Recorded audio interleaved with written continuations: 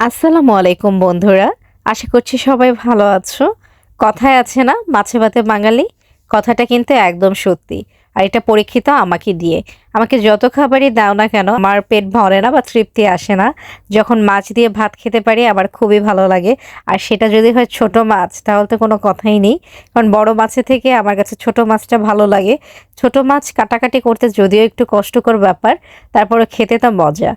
যাই হোক, এখানে আসার পর তো আমি খুব বেশি বাংলাদেশি ফিশ কিনতে পাই না। মাঝে মধ্যে যখন পাই তখন একসাথে অনেকগুলো কিনে নেই।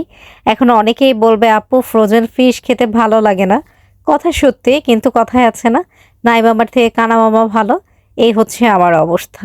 আর আমার ফিশ ছাড়া আসলে ওইভাবে মিট চিকেন দিয়ে খেতে ভালো লাগে না, তাই আমি চেষ্টা করি প্রতিদিনই আমার খাবারের তালিকায় ফিশটা রাখতে। আর ছোট মাছ খেতে আমার একটু বেশিই ভালো লাগে। যদিও কাটাকাটি করতে খুব কষ্ট হয়, আমি চেষ্টা করি আমার মেনুতে ছোট মাছটাই বেশি রাখার জন্য। আর তোমরা ঝটপট করে জানিয়ে দাও তো কারা আমার মতো আছো, ছোট মাছ দিয়ে ভাত খেতে ভালো লাগে। আজকে আমি পেয়ে গিয়েছিলাম সুপার শপে কাজলি মাছ, আর বারবারই আম্মুর কথা মনে পড়ছিল। আম্মু এই মাছটা পেলে মনে করতো আমি খুব মজা করে খাবো। আসলে এই মাছটা দিয়ে আমি খুব মজা করে খাই। কি আর করা যাবে, আমি আম্মুর মতো করার চেষ্টা করছি, কিন্তু কোনোভাবেই তো মায়ের রেসিপির মতো হবে না।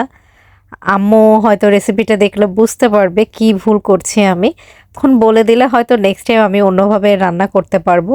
এই কাজলি মাছ কিন্তু আমি বাংলাদেশেও দেখেছি আসার আগে, অ্যাভেলেবেল পাওয়া যায় না খুব একটা। এখানে দেখে তো আমি অবাক হয়েছি।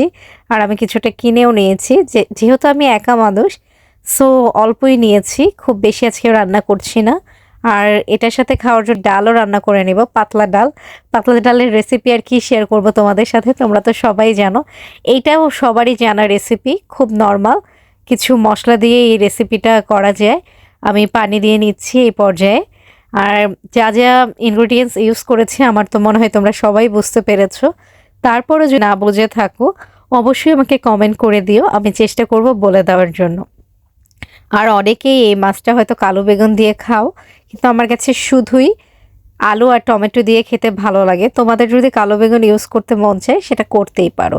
আর এখানে আমি এক্সট্রা কোনো মশলা দেইনি, শুধু হলুদ গুঁড়া, মরিচ গুঁড়া, লবণ, টমেটো, এই দিয়ে এটা রান্না করে ফেলা যায়। অনেকে হাতে মাখিয়ে রান্না করতে পছন্দ করে, সেটাও করতে পারো যার কাছে যেটা ভালো লাগে। আর এই পর্যায়ে আমি দিয়ে দিচ্ছি জিরা গুঁড়ো। জিরা গুঁড়োটা দিলে আসলে যেহেতু মাছটা অনেক দিন ফ্রিজে ছিল সেটার গন্ধ দূর করা যায়। আর এখানে যেটা ম্যান্ডেটরি ব্যাপার, যেটা স্কিপ করলে খাবারটা একদমই মজা হবে না, সেটা হচ্ছে ধনিয়া পাতা।